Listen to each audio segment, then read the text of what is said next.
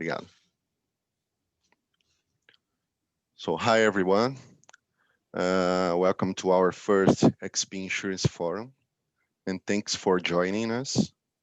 For those who don't know me, my name is Rafael Couto. I lead the relationship between Brazilian insurance companies at XP Group.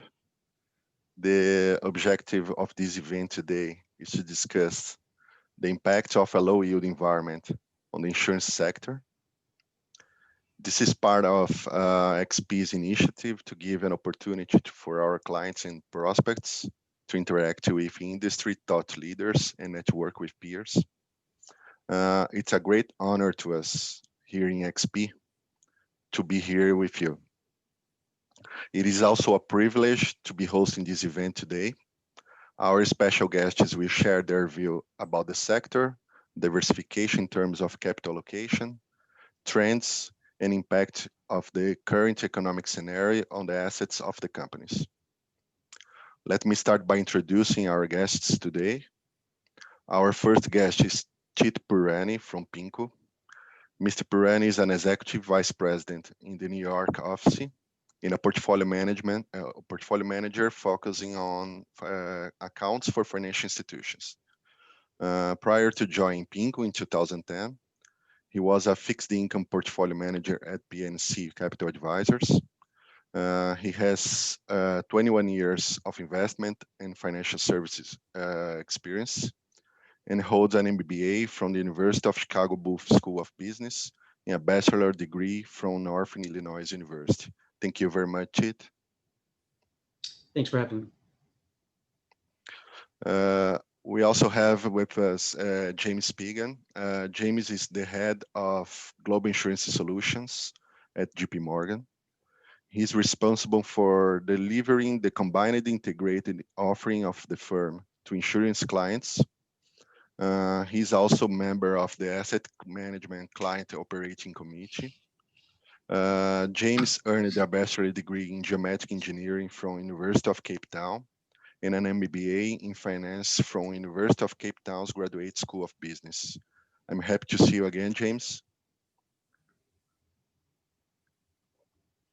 And our third guest is John Liu from Zurich, Brazil. John is the investment director at the Zurich Group in Brazil, responsible for Zurich and Zurich Santander portfolios and open pension funds. He's also a member of the executive committee. He has worked at institutions such as Santander, Mitsubishi Financial Group, American Express, and has worked in Switzerland and US. Member of the Brazilian Green Finance Initiative. He's an economist with degree from USP, has a master degree in economics from FGV, and has specializations in Berkeley and in Wharton. I'm very glad to have you here, John. Thank you. Well, to all of you, thank you very much for participating in this event. I'm sure it will be very insightful to our clients and prospects. As I previously said, this event has a simultaneously translation. If you want to hear it in Portuguese, just press the interpretation button on your Zoom screen, right? So let's begin with a brief introduction. Chit, the first question is for you. PIMCO is a premier fixed income manager with nearly 50 years of investment experience, 17 global offices, including an office in Brazil since 2012. Can you please provide us some background of your relationship with global insurance companies? For instance, how much do you manage on behalf of these clients? What kind of strategies? How many clients? How many professionals dedicated to the insurance sector? Thank you. Sure. Thanks for the question. So yeah, PIMCO, as most may be familiar with, is one of the world's largest fixed income managers. We have a little bit more than 2 trillion in assets under management. But as it relates to insurance companies, we were actually born from an insurance company. Back in 1971, we started from Pacific Life. And currently, we're owned by one of the largest insurance companies in the world, Allianz, out of Germany. And so we've been deeply involved with insurance companies throughout our history. Right now, we maintain a dedicated insurance asset management business, which when you combine our parents' assets as well as third-party assets, is roughly 580 billion in global assets, which might put us at the top in terms of insurance asset management. And we manage assets across the spectrum for life insurers, healthcare insurers, P&C and reinsurers, as well as across the product spectrum. We manage core, non-core assets, alternatives through all the different sorts of vehicles. So we really cover all the bases. In terms of what we do, it's not just managing insurance assets. I mean, we do provide end-to-end solutions, including asset liability modeling, asset allocation reviews, analytic support and reporting, in addition to investment management. And myself, I'm one of the lead PMs on our U.S. insurance asset management team. The team itself has a number of resources, but we don't sit in a silo. We are integrated within the broader investment process at PIMCO. So really, I utilize our 250 plus portfolio managers as resources, as well as 65 plus credit research analysts. And specifically, as it relates to LATAM, we have about 400 million in assets across corporate credit mandates, alternatives, and mutual funds, in different regions such as Brazil, Peru, Chile, for example. And I just want to say, lastly, thanks for giving us the opportunity to speak here, and apologies in advance if I speak too fast or if I say anything that gets lost in translation. We love our jobs and we get excited speaking about the markets here. So, thank you very much, James. Can you please provide us a little more about the Global Insurance Solutions, or GIS? What do you offer in terms of asset management services at JP Morgan? And of course, how much do you manage? What kind of strategies, things like that? Well, good morning. Thank you very much for including JP Morgan in your panel this morning. So we're thrilled to be here. We are a similar size to PIMCO, actually. So about $2 trillion, that's JP Morgan Asset Management. And just over 10% of that is what we manage for unaffiliated third-party insurance companies. So about 230 billion in total. And of that, about 180 billion is for the general account side of insurance companies. And the general account side is really where I have most of my own personal focus. JP Morgan's been managing money for insurance companies for about 40 years, but it was only in 2004 that it became a distinct business unit. And in 2010, that was rolled out globally as a distinct business. We have about 70 people who spend all or most of their time working on insurance mandates. About a quarter of our staff come from insurance companies, so across portfolio management, actuarial, risk, accounting, operations, the whole thing. Another quarter come from competitors like ourselves or from banks focusing on insurance companies. And then about half are homegrown from within JP Morgan. And it takes a long time to pull a big team together.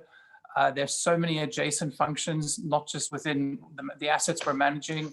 Similar to what Chit said, we have a group that works on what we call strategy and analytics. So this is taking into account regulation, capital, rating agency, accounting, tax, ALM, all sorts of other issues that really matter for our insurance clients. We manage a lot of fixed income, and that's no surprise. I think insurance companies are loaded up on fixed income. And then we do certain alternative asset classes as well. And we tend to get involved in the product design of those alternatives where there may be some regulatory advantage or sweet spots within certain asset classes or tranches. But they tend to all have a theme around income. I think insurance companies are very comfortable with income. They like income. And so most of our alternatives have a theme around that. We tend to find that insurance companies generally have more liquidity than they need. and they can be providers of liquidity in times of dislocation. But certainly they have a good balance of fixed income and alternatives. I would say around the world, it's not even. So some markets like the US, I think, is quite spoiled. There's so many investments to choose from, very deep markets, there's long duration. Outside of the US, it becomes more restrictive on what insurance companies actually have that's available to invest in. And then if they wanted to broaden away from their own currency, they have to think about hedging currency risk and so on. So we help our clients think through all of these issues. Thank you, Rafael. Perfect. We're going to explore more this theme. My third question is for John. John, can you please provide us some background regarding Zurich, Brazil? What is the size of your local portfolio? Hi, Rafael. Well, first of all, thanks for the invitation. Thanks for my colleagues of these events. I think we are very happy to be here. Speaking a little bit about Zurich. Zurich, it's a global insurance carrier. We are present in more than, let's say, 200 countries and territories. And in Brazil, we are here for more than 35 years. Here, we do have two insurance companies, as we mentioned before. We have one joint venture and also one fully fledged insurance company in Brazil. When we combine the two entities, we are among the 5 biggest carriers here in the local arena. And in this sense, I work for the investment department. I'm responsible for the portfolios in both the proprietary positions and also the supervisor, the unit link or the pension savings products in Brazil. In our own assets position, we are managing roughly 10 billion Brazilian real in terms of assets. And for the clients, we have 62 billion Brazilian real in pension products. In our products, we do have, say, different funds, different products that varies from quite a lot of fixed income, as James mentioned, but also we do have a very comprehensive grid of products coming from multi-markets, balanced equity, non-biased, many different kind of solutions for our clients. Perfect. Thank you. Excellent. Thank you, John. I would like to speak a little about economic outlook. The first question about this topic would be for Chit. Chit, in your opinion, how did the COVID-19 outbreak affect monetary policies? Do you believe insurance companies were challenged to take more risks in their portfolios in this environment? Yeah, so I think we all know what happened to interest rates globally, right? In the developed markets, starting with the US, interest rates went to zero, as well as most developed markets, assuming they weren't already at zero or negative. And even emerging market central banks have reduced interest rates to historic lows, right? On top of this, central bank balance sheets have increased significantly. In the US, the central bank balance sheet is about 30% of GDP, and it increases from there in places like Japan, where it's in excess of 130% of GDP, right? So what we saw from insurance companies immediately following, the COVID outbreak in March was initially harvesting some liquidity. There was a lot of uncertainty, both in the markets as well as from an operational standpoint. And we did see a little bit of a pause, a little bit of a focus on liquidity. But after central banks came in to calm the markets, a lot of insurance companies globally took advantage of some of the forced selling and the cheaper assets by buying some higher quality assets at more stressed prices. Right? Now, what's just as important as what central banks did is what they're going to do, right? The quick answer here is that monetary policy, in our view, is going to remain easy for quite some time, at least in the developed economies, right? The developed markets are nowhere near their inflation targets. Within emerging markets, monetary policy may be a little bit more mixed based on inflation and debt dynamics. But even if we were in the developed economies getting a little bit closer to inflation targets, we've heard from the Federal Reserve in the US, for example, that they're unlikely to increase interest rates until and unless they see inflation consistently maintain at their target for an extended period of time. And so what this means is that it's clear that insurance companies are facing a very challenging investment environment because rates are likely to remain lower for longer. And we think the response from insurance companies will be to make some small shifts in asset allocation, which involve more of a diversification of investment across public and private assets, with the goal to generate not only additional return, but avoiding concentration risk in portfolios. Okay, thank you. The same topic for you, James. Europe and US have been facing low or negative yields since the crisis of 2009. As a result of fiscal and monetary policies, the strong domestic demand supported economic growth. However, the COVID-19 outbreak affected GDP growth significantly. And what about you? How long do you think will developed markets or even emerging markets now maintain the lower for longer policy? Yeah, thank you. So it is quite remarkable. I think 76% of developed market sovereign debt is now negative yielding. There's still buyers for that. A lot of them are probably on this call. Insurance companies who need duration are buying a lot of sovereign debt. After the last crisis, it took the Fed around 7 years to start raising rates. We think it will be a little faster this time, but I think we broadly agree with Chit. It's going to take, it's lower for longer, but we do believe around 2024 or 2025, we might start to see some rate raises. And of course, that is going to depend on inflation targets as well. Our CIO of fixed income likes to say that rates are whatever central banks want them to be, because there are quite a few tools now available that banks do use. And if we think of how long it took for intervention after the financial crisis was, I think about 250 days. This time it was 17 days. Quite remarkable how quick central banks were to jump in, and that certainly helped to speed up the recovery. That's the recovery of markets, but we all know, I think there's now a debt drag on economies. I think about 8 trillion has been issued in new debt this year, and that's going to be a drag on growth for some time to come. Thank you. Great. John, in terms of financial flows, Brazil suffered the large capital outflows until October. We saw the opposite since last month, when an intense inflow to the stock market came from foreign investor, mainly.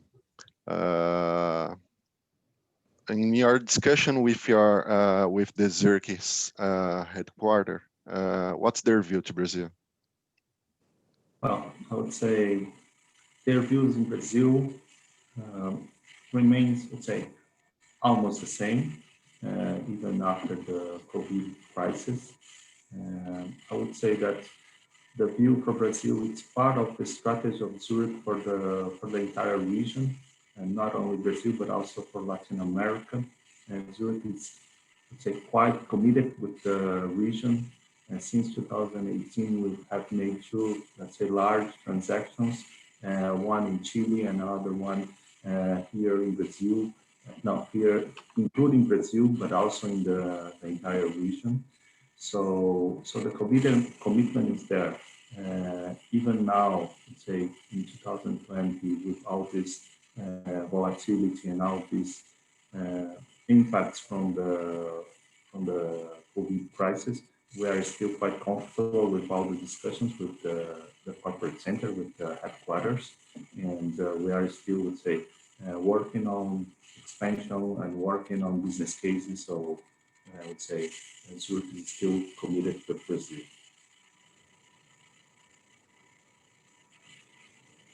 Good to hear that. Talking specifically about insurance investment strategies, Chit. Fixed income is as you said, is the main asset class for insurance companies. It is also the largest market globally, with $110 trillion in assets. What are the key trends in terms of credit exposure or duration management mandates? What can be done with significant amounts of earned coupons or redemptions from matured bonds, given the reinvestment at lower rates? Yes, that's a critical question that all insurance companies across the globe are asking themselves. And despite the low reinvestment yields, fixed income will continue to be the main asset class for insurance companies because they have a need for higher quality, longer duration income producing assets, right? However, the enormous size and complexity of the global debt markets, as you just talked about, means that insurance companies that have the resources or the partnerships can uncover opportunities across the globe to generate attractive and diversified returns. A couple of examples of this, and there are plenty of examples, but one example is in mortgage-backed securities lending, right? Across both residential and commercial real estate markets, across both public and private assets, right? This is tends to be a higher quality part of the market because you have the support of the underlying real estate. But you also get higher yields because it's a little bit more complex and less liquid than typical sovereign or corporate debt, right? Another example we're seeing in terms of trends is more opportunistic lending to borrowers that may have stable long-term industry business profiles, but they're struggling a little bit with this COVID pandemic in terms of plugging their financing gaps. Right, so stepping in as a lender to some of these stressed companies that are otherwise solid over the long run is yet another opportunity that we're seeing insurance companies take. So those are just two micro examples of what trends that we're seeing. But the key here is that there's not an obvious source of return that's going to be available for all insurance companies in this low rate environment. It really needs to be an active and flexible approach to investment policies for insurance companies to be able to take advantage of these opportunities. I totally agree.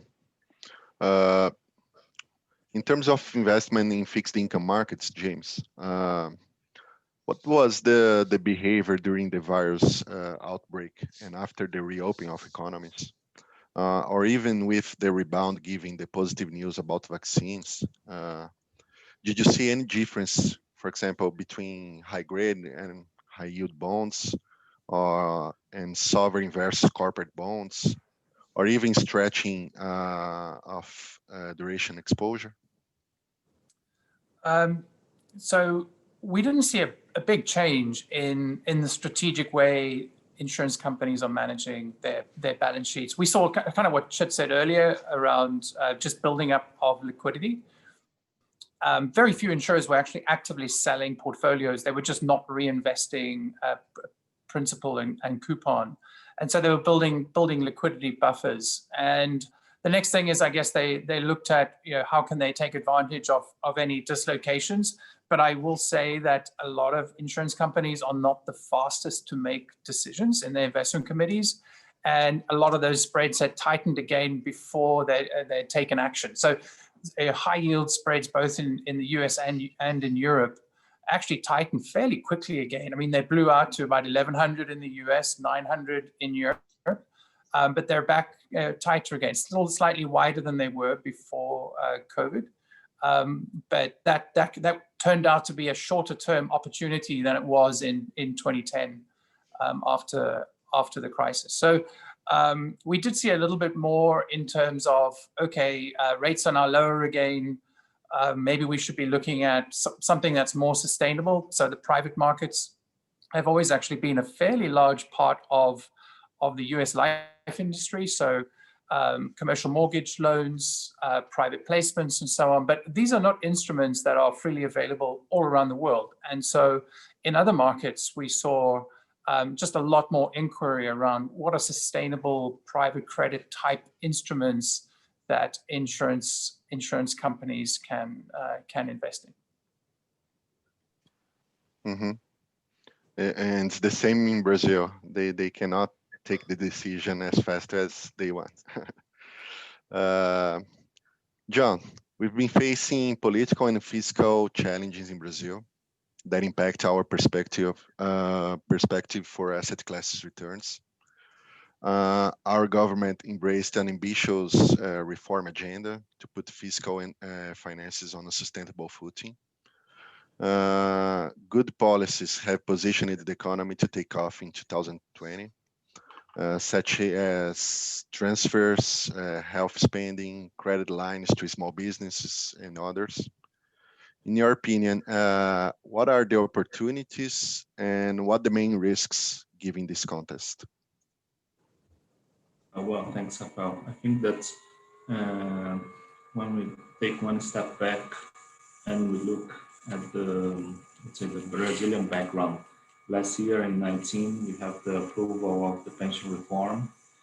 This was part of this reform agenda that you mentioned, and that gave, I would say, a very good signal to the market that the government was committed into a fiscal agenda or a fiscal austerity agenda.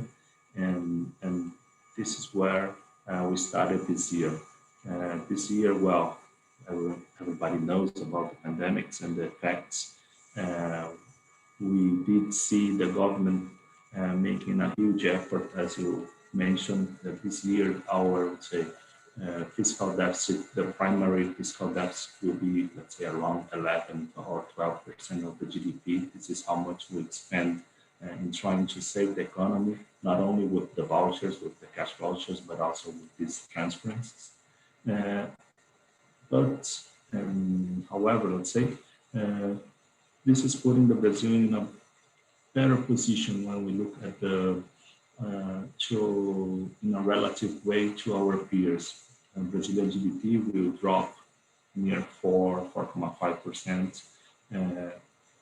Okay, this is still, would say, quite a big drop. However, when we compare to the other countries and to the region, I would say that we are in a very good position in terms of GDP performance.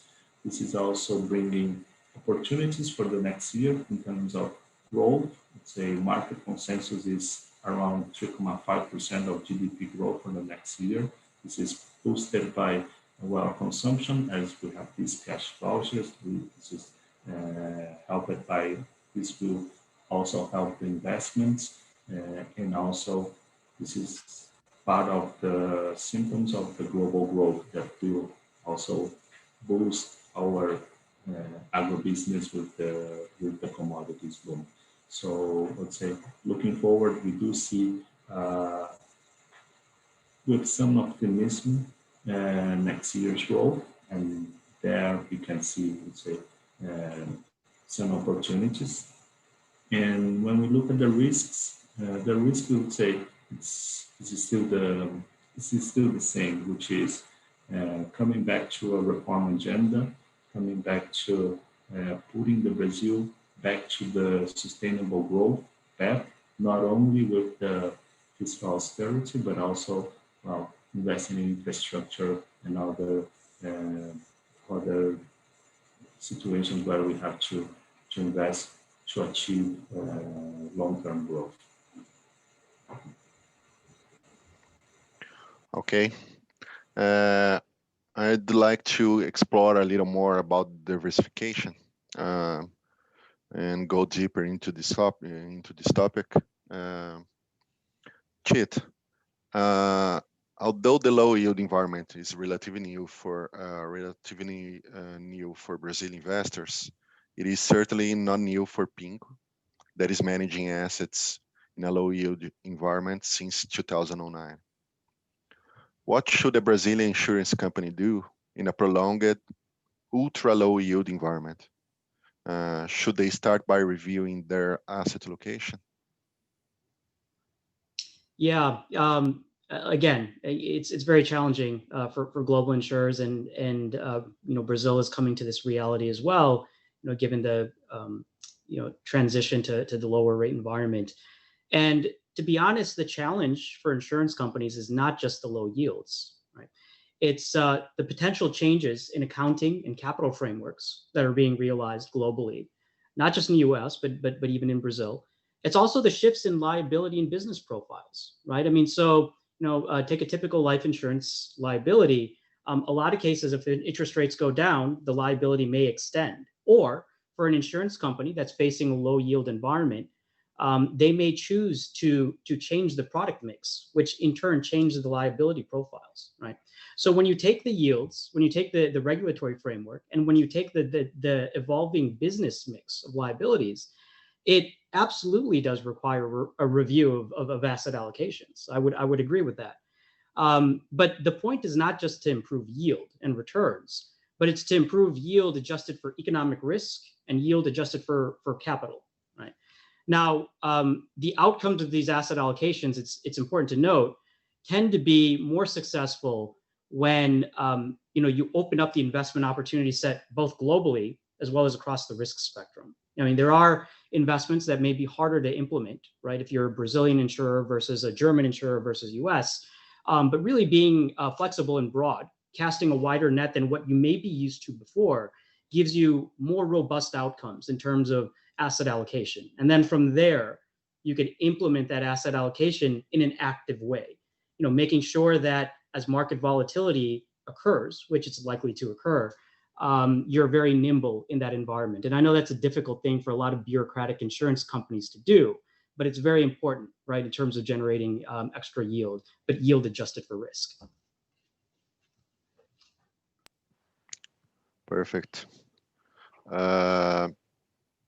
James, US and Europe equity markets recovered during 2019, but both suffered huge losses during the pandemic outbreak. After the launch of big support packages and positive news about vaccines, the downfall was compensated, and their equity markets have rebounded, reaching levels pre-crisis or even higher. How do the institutional clients are facing this movement, and are they increasing equity on their portfolios, or they believe it is expensive? I think it is expensive. We have not seen a lot of increases in equities. I think a lot of insurers never actually divested out of equities, and European regulation actually helps insurance companies when markets are going sharply downward. So they actually lower the capital charge on equities. By the way, when the market's going up quickly, they increase the capital charge. So it's called the symmetric adjustment. But remember, their equities is not a huge portion of insurance company balance sheets. So it could be 10 to 15% of non-life insurers, but in the US, it's 0.5% of investments for life insurance companies. So very, very small allocation. And around the world, you do see regulation as driving, and capital charges driving asset allocation in very, very meaningful ways. And so you see more equity in Europe than in the US. In the US, it's pretty much the same capital charge for private equity, hedge funds, and infrastructure.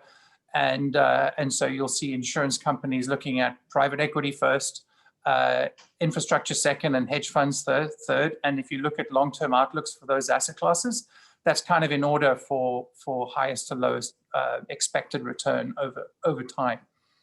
You don't see a lot of real estate equity in US life company balance sheets. They tend to have real estate debt instead as the preferred mechanism. But in Europe, the capital charge is more acceptable. So you do see more real estate equity in insurance company balance sheets. Across Asia, most of those regulatory regimes, not all of them, but most, are moving towards the Solvency II, so the European type risk-based model. And so sometimes it's more the regulatory framework that is driving allocations rather than like shorter term market moves. So within within the discretion that investment committees have allowed themselves, yes, we will see various allocations go up and down. But strategic asset allocation is a much slower moving policy, I guess, that insurance companies tend to stick through a cycle. So we wouldn't really expect to see major changes intra-year in a shorter period. Perfect. A question about the diversification for you, John. What are the plans of Zurich at short, medium term in terms of diversification? Are you discussing with Zurich's headquarters a possibility of flexibilization on your investment policy? Well, Rafael, I would say, giving an example of what happened here in Brazil, we are facing for the first time this low yield environment. So we were used to very high yield, double-digit basic interest rate that in the past was, let's say, almost safe haven for all insurance companies. People were very used to be invested or pegged to the daily interest rate index. We call it CDI. For some time ago, some years ago, we decided to not to follow this short-term index that allowed us to put, let's say, long duration strategy, allowed us to start the diversification. So, and this diversification actually enhanced this year. So we finally reached 2% of yield. This is very low for us, not that much for our colleagues, but as rates are so low for us, well, we started to actually diversify. So we could approve different asset classes already for our portfolio, not only, let's say, government bonds, fixed or inflation linked, but also different kind of credit classes with different indexes. We also included new assets like real estate funds, mortgage funds, and this is also part of the strategy of preparing the portfolio for a low or long environment in the year. Coming to your direct question, yes, we are also working with our headquarters in terms of adding new classes into our SAA. James mentioned the SAA is not so fast to change, so we have to work on theoretical, let's say, models and also all the analysis that we have to do to actually increase and enhance our SAA. Perfect. I have another question for you, John. And please, Chit and James, feel free to comment if you want. It's a specific question, right? We see many insurance companies acquiring or becoming asset managers worldwide. I know you manage a big portion of your own portfolio. What are the advantages of that? Well, I would say this is part of my speech to my colleagues in the headquarters. So, but we do see some opportunities here.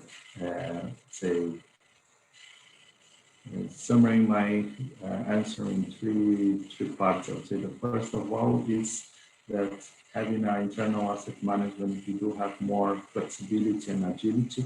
So in terms of putting the trades or swapping the portfolio, and this is, let's say, especially needed in emerging market like Brazil. We see a lot of volatility, not only this year, which, let's say, the entire global market suffered, but I would say that volatility is part of our business as usual. This also comes to our second topic, or second line of defense for having internal asset management, which is to have a local specialized team. So we do believe that having people on the ground, having people here in the local arena facilitates this strategy implementation. People that actually knows the deals, knows the local market idiosyncrasies, and knows the local market way of doing business. And this is also bringing a lot of advantage for our strategies. And lastly, the third point is that having a internally managed portfolio doesn't close the door, doesn't avoid us to actually outsource specific parts of our portfolio. For specific classes, for specific parts of the portfolio, we can actually go to the market and search for, the best asset manager for one specific asset class. So I would say this is kind of a hybrid model that we can actually try to build or benefit for the best of the models. Great. James, how do you see this trend? I mean, insurance companies worldwide acquiring or becoming asset managers? Yes, so from our perspective, it's been correlated with size, right? So insurance companies like Zurich, MetLife, Prudential, the larger firms have the capacity to establish an internal investment team that has the resources to understand and manage risks within a large segment of their portfolio. That may not mean that they can understand, manage, and trade risks across 100% of the asset classes they're involved in. As John mentioned, there's likely some specialized asset classes where they would need the expertise of an outside niche type investment manager. However, as you go down the spectrum in terms of middle-sized and smaller insurance companies, that buy versus rent equation becomes much more favorable to outsourcing. So we have seen this, right? Because it's difficult to have enough resources to understand, manage, and trade the risks in this global marketplace, or even within a certain sovereign, right? If you're a smaller insurance company. And so you tend to sort of trust the advice and the management of a reputable asset manager. And that has been a trend that we've seen grow over the last 11 years since the financial crisis, in part because during the financial crisis, there were a lot of insurance companies that got in trouble with some of these structured and more esoteric securities, right? So again, bringing it back, I think in our view, it tends to be correlated with the size of insurance companies. But again, even large insurance companies like, to work with external partners for specialized asset classes, or simply to get a different viewpoint, away from internal groupthink. All I would add, Rafael, is so I agree both with John and with Chit on what they're saying. I think most of all the money in the world for insurance companies is actually managed internally by size. I think about 3 trillion-ish out of 27 trillion or so is managed through outsourcing. The outsourcing piece is growing, but it is still small as a percentage of all insurance assets. And I wasn't sure if there was one angle to your question of acquiring asset managers who don't just manage the assets of their insurance company, but also do third-party asset management. I guess that would diversify earnings a bit for a group. And there are some insurance companies that have done that quite successfully. But it's not a huge trend, but there's certainly some very successful examples of that as well. Thank you. We still have time for questions before the final remarks. I believe we already covered this theme, but if you want to comment further, I received one good question here. When and how diversification in a low yield environment can be found? If you could please comment, what are the impacts in terms of balance sheet channel, both in the assets and liability side? Go ahead, feel free. You first, James. Sorry. Okay, I would certainly start on the liability side, and I think product design in a lower rate environment is critical. So As they say, if you're in a hole, stop digging. So it really depends on if you're a life company and you're writing guarantees, make sure that you can invest today to meet those guarantees, especially in a mark-to-market environment. If you're a non-life company, it really just depends on rates for whatever business, for whatever underwriting lines you have.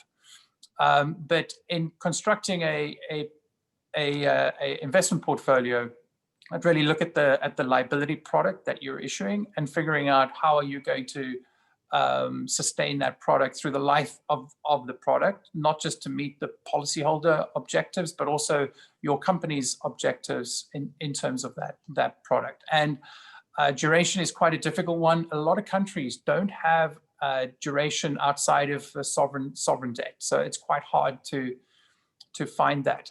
What we found is, if you look at Japan has been living with low rates longer than any other country.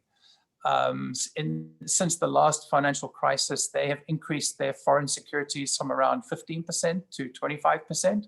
Most of that has gone into US long duration credit. And if you think how big the Japanese insurance market is, that's about 350 billion going into US dollar credit, which, by the way, puts pressure on yields, downward pressure in that market. And it also then depends on the currency market. Do you have a currency market that can hedge far out on the curve? How developed is that market? So even if you can find those securities offshore, you may not be able to have a sound hedging program back to your domestic currency. But it's really about finding sustainable sources of yield at the volumes you require for the life of the product that you're creating. What about you, Chit? Would you like to add something? Yeah, sure. So diversification, while it's important, it's not as easy as just saying, let's find different sources of return. And if we get more return, great. There are different dimensions of this diversification that insurance companies have to be aware of and model. The first dimension, of course, is economic risk, right? So what is not only the economic risk of this new asset class that you might be considering, but what's the correlation of that risk to your existing portfolio and your business? The second dimension is capital, right? What is the capital regime that you are operating within, and how punitive or beneficial is it for this asset class? And even if it's punitive for the asset class, does your company have enough surplus capital to be able to take on that type of risk? The third dimension, I would say, is asset liability management, right? You may find a lot of great opportunities externally, but if you have longer dated liabilities as an insurance company, life insurance company, you have to be mindful of the asset liability match if you are increasing the asset allocation percentage to a large degree in these newer areas of the market. And then lastly would be accounting effects, right? There are different accounting impacts of certain investments. For example, in the US, insurance companies can hold a bond at amortized cost, but there are certain investments like equities that are marked to market through their income statement, right? So that has a very different profile on income statement volatility and their balance sheet, right? So these four dimensions, above and beyond just simple diversification and return, have to be analyzed when you do figure out, what type of diversification and what type of asset classes you want to be involved in. Thank you. I believe we're approaching to the end of the event, and I would like to open for final remarks. After more than 3 decades of falling interest rates, it has become increasingly difficult to forecast the future behavior of a portfolio fully invested of fixed income strategies. Most fixed income strategies have worked to immunize liabilities or served as an anchor against stock market volatility. Given the current level of interest rates and the synchronized monetary accommodation expected for the future, I believe it is mandatory to focus on higher quality assets while also including managers with flexible mandates. what would be your final message in this context? Chit, you first, please. Sure. The deep economic shock that we've experienced is likely to transition into some modest recovery into 2021 as vaccines are distributed, as monetary policy stays accommodative, and as governments continue to spend. But there are long-term issues for the global economy that are likely to keep interest rates low, and long-term disruptors in the global economy that will keep volatility high. So this means insurance companies should take a more flexible approach and an active approach in their search for yield. This flexibility means looking across regions, looking across the risk spectrum, and also spanning across public and private debt, being mindful of those dimensions that I spoke about earlier. And last but not least, I just want to say, again, thank you for the opportunity to speak today. Hope everyone is safe and healthy throughout the holiday season. Thank you very much. What about you, James? My message is start early. So if we think of the lessons learned in Europe, a lot of investment committees were just waiting for rates to go back up again, and it never happened. And I think they missed several years of opportunity to revisit their asset allocation and their policies. The earlier you look at strategic asset allocation, the more flexibility you have in surviving into the long term. So I would really encourage everybody to start early and thinking through if your entire balance sheet had to reinvest at today's interest rates, how long or what would the stresses be on your company, and then start thinking through how you can avoid that through diversification and a fresh asset strategy. And then also, just lastly, thank you very much for including me in your panel today, and I wish everybody a safe and happy holidays. Thank you. Thank you.